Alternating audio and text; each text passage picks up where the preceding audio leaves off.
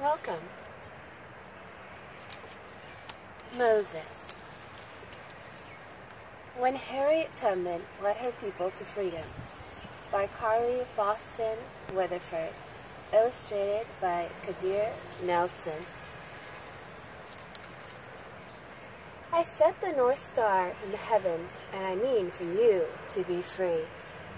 Born into slavery, Harriet Tubman hears these words from God one summer night and decides to leave her husband and family behind and escape. Taking with her only her faith, she must creep through woods with hounds at her feet, sleep for days in a potato hole, and trust people who could have easily turned her in. But she was never alone. In lyrical text, Carole Boston Weatherford describes Tubman's spiritual journey as she hears the voice of God guiding her north to freedom on that very first trip to escape the brutal practice of forced servitude. Tubman would make 19 subsequent trips back south, never being caught, but none as profound as this first one. Courageous, compassionate, and deeply religious, Harriet Tubman, with her bravery and relentless pursuit of freedom, is a testament to the resilience of the human spirit. This is a unique and moving portrait of one of the most inspiring figures of the Underground Railroad. Kadir Nelson's emotionally charged paintings embody strength, healing, and hope.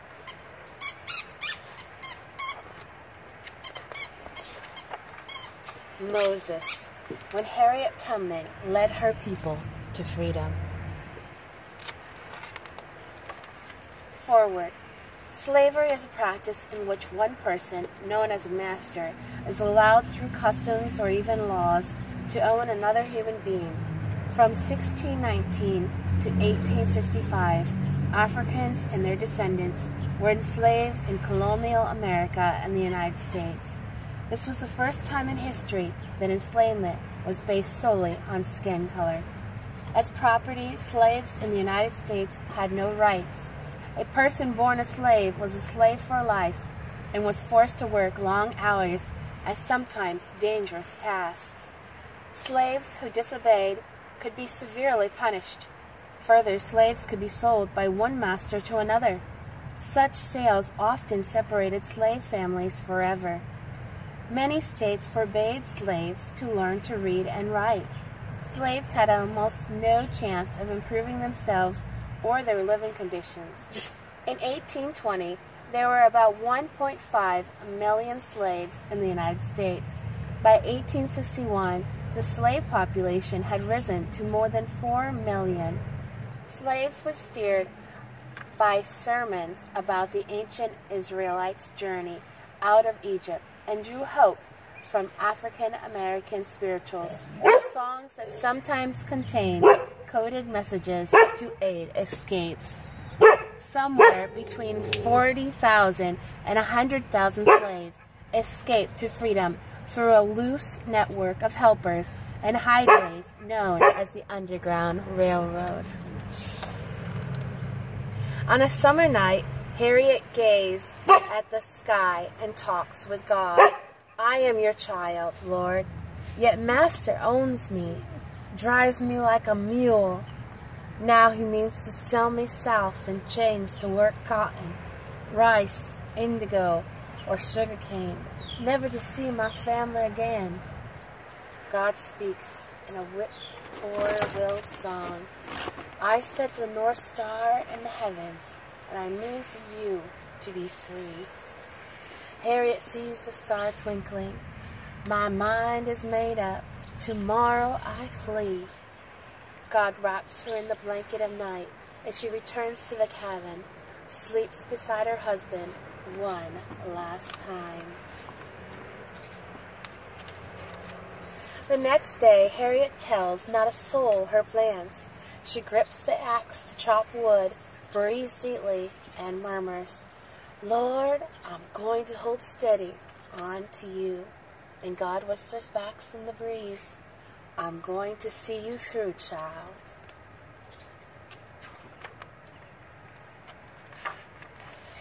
At dusk, Harriet chants, "When that old chariot comes, I'm going to leave you." She hopes her loved ones hear her song and know it means farewell. While the plantation sleeps, Harriet prays, "Lord, send me a sign." Owl screeches, "The hour has come." Harriet slips into the night. Running through the swamp, she hears frogs croaking and her own heart pounding. "Lord, I can't make it alone." In the moon's reflection on the creek, she sees God's face. "Harriet, you dreamed that saints saved you, but mortals will give you refuge." The woman in the wagon who always spoke kindly to me. "Yes, Harriet, I must go to her." The woman points Harriet to safe havens, hiding places for runaways, and Harriet steals away into darkness. She creeps through the woods, her heart flutters. Hush, hoofbeats. "Please, Lord, don't let them catch me and take me back to Master's whip. Don't let my journey end here." In the underbrush, Harriet sinks into a deep sleep. God cradles her. When she wakes, the men on horseback have passed and day breaks. Thank you, Lord, for watching over me. In a clearing, the safe haven, Harriet knows that most strangers would turn her in, not help her. But the farmer's wife feeds Harriet, then tells her to sweep the yard. "I don't know who to trust, Lord. Search for my face in theirs, and for my hands in their work. What have you in your hands?" In a dust cloud, she sees the broom become a staff, then a rifle. Harriet startles, but holds on. "I will arm you against your enemies, but you will not harm a soul, and no harm will come to you." The dust settles as she stops sweeping, and all is as it was. At nightfall, Harriet climbs into a wagon, and the farmer covers her with blankets. As the wagon wobbles along, Harriet worries that it is heading to jail. "Should I leap, Lord? Trust me to protect you, child." A heart song lulls her to sleep. "Sweet love, sweet chariot."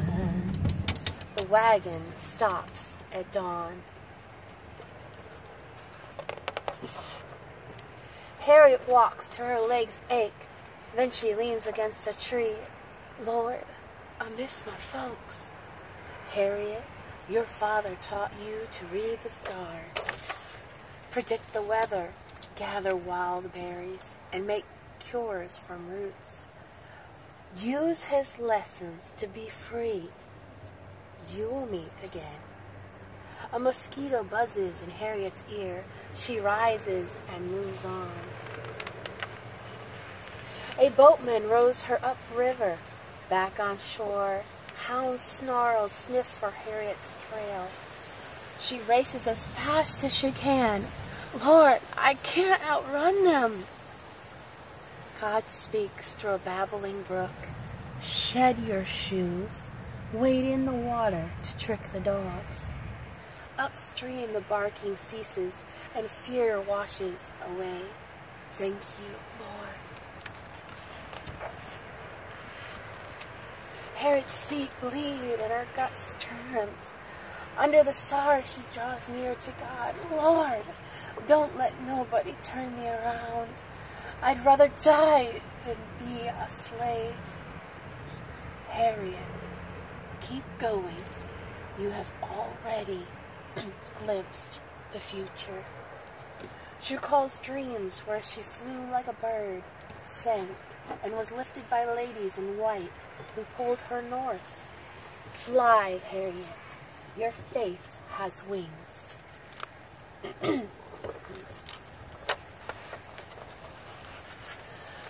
Up ahead, she hears word that patrollers are nabbing runaways and crouches for days in a potato hole.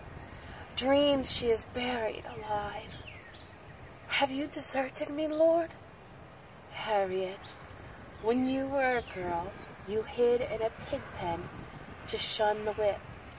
You fought hogs for table scraps, almost starved before you faced the lash. I am with you now, as I was then. An old prayer comes back to her. Lord, make me strong. Help me fight.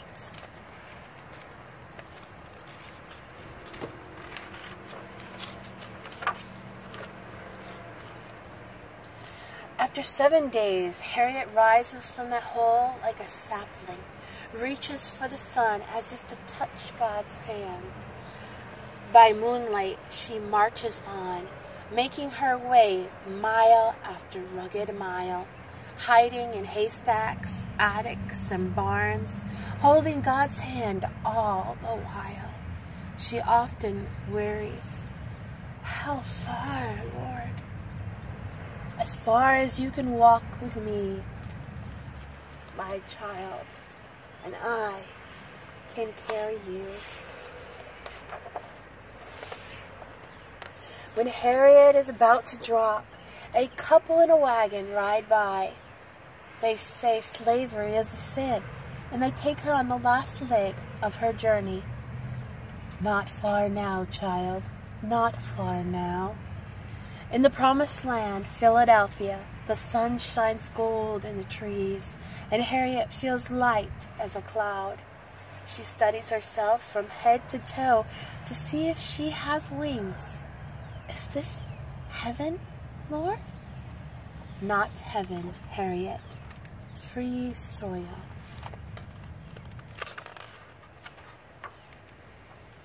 But freedom brings new woes. Lord, I am a stranger here. All my kin are down south. Would you like to see them? As Harriet dusts, her family's faces appear in the wooded grain. She wipes a tear from the table. I would make a home for them here. I would give my own life to free them. Then go back for them, daughter. But first, go to my house to prepare for your journey.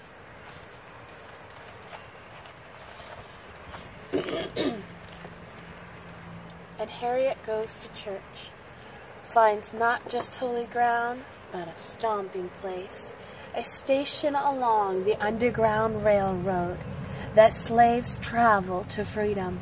Harriet hands out shirts and shoes, serves butter beans and biscuits to newly arrived runaways, while agents who plot escape pass on secret routes that she learns by heart. Finally, a conductor, a guide, she turns to God. I am ready, Lord. Lead me. Harriet, I will make a way for you.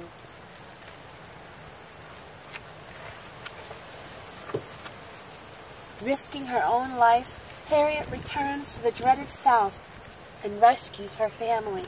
But she dreams of slaves still in the yoke. She hears their groans, sees their tears, tosses and turns in her sleep. Then God opens her eyes. Harriet, be the Moses of your people. But I am a lonely woman, Lord. Harriet, I have blessed you with a strong body, a clever mind. You heal the sick and see the future. Use your gifts to break the chains. I will do as you say, Lord. I will show others the way to freedom that you have shown me. Save all you can, daughter. And Harriet heeds God's call, goes south again and again, keeps her bands of runaways moving. Come storms and rough country, clear to Canada, Canaan land. And when free souls sing her praises, she gives glory where it is due. It wasn't me, it was the Lord. I always trust Him to lead me, and He always does.